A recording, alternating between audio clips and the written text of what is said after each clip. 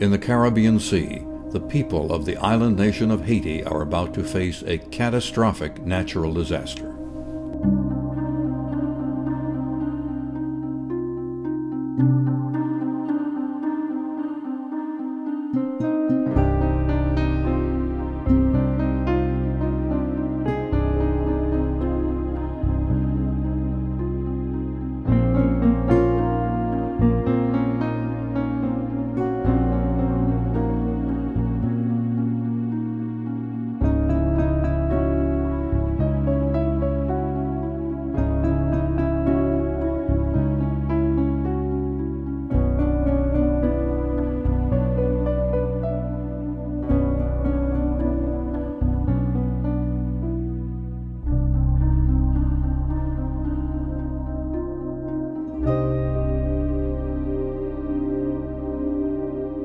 Amid the suffering, there's concern for the PID clinic outside of Port-au-Prince.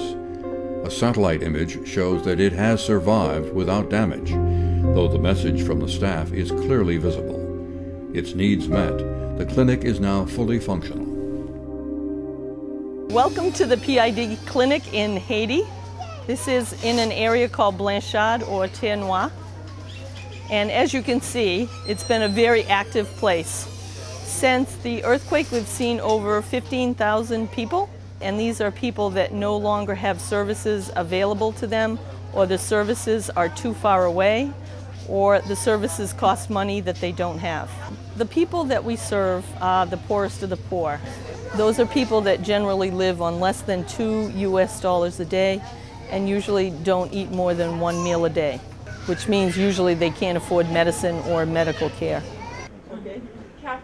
A new mission group arrives from the United States, consisting of doctors, nurses, medical specialists, counselors, and construction workers. Gail introduces each to the clinic's full-time Haitian staff. And welcome to Haiti. Thank you. Thank you. Thank you. And then a week-long effort begins to assess and treat the medical needs of the area families. The previous team of volunteers had returned to the United States. Sometimes good medicine calls for a friendly doctor who knows how to keep a child amused. And I'm hoping to come every year, sometimes hopefully more than once a year, and eventually hopefully start doing some testing for sickle cell, because Haiti does not have any screening for sickle cell. And that's kind of my area of expertise. More than 200 patients will be seen before this day concludes, each with his or her own ailments that require medical attention. A fully staffed lab and pharmacy operate in the clinic. Much of the medication is donated to PID.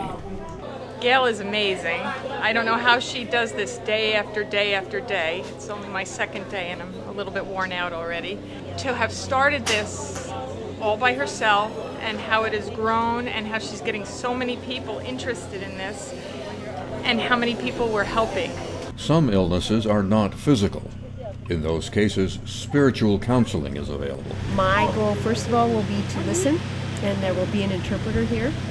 And then the next question will be to ask who they lost or who they knew, who died in the quake, and then from there, take it from where they lead me.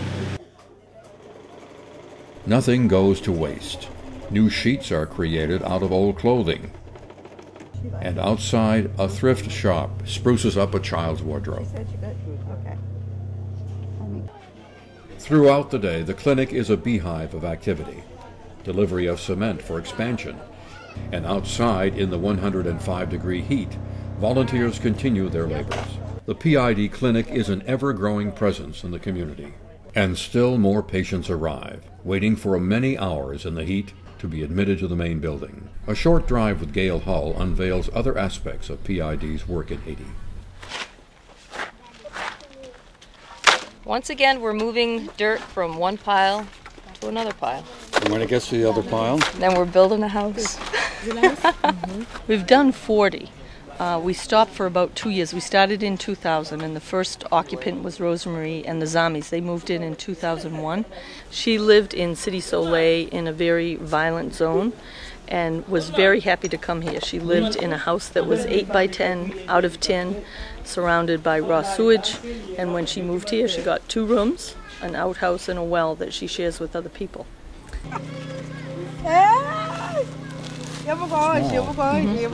The goal of the small businesses is 2 things: to establish credit with us so they can have a house, and also to make it attainable. Most of the people come in and have no credit history at all, and the goal of these businesses is really to earn $30 a month so that we know they have enough food to eat every single day. And it really has worked.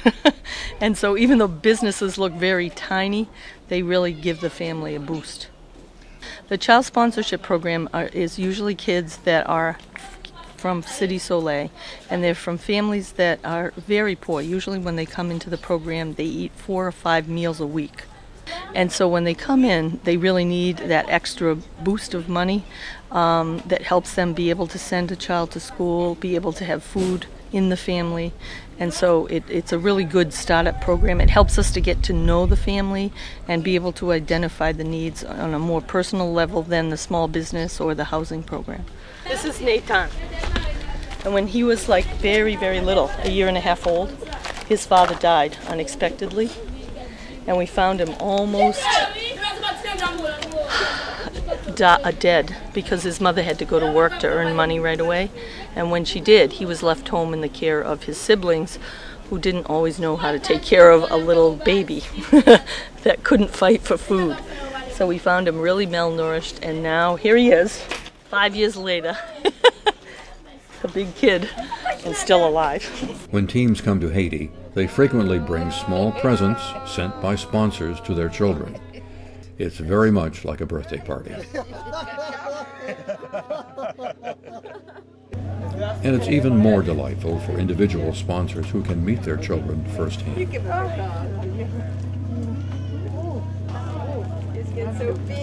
The poor of Haiti, beyond the reach of their government, but in at least one area, in the caring hands of PID. A final comment from one of the medical volunteers. I'm grateful for being part of PID. I hope that, people will be interested in the organization and donate and, send over donations and funds and that sort of thing. And I hope that she gets more help because it really is needed.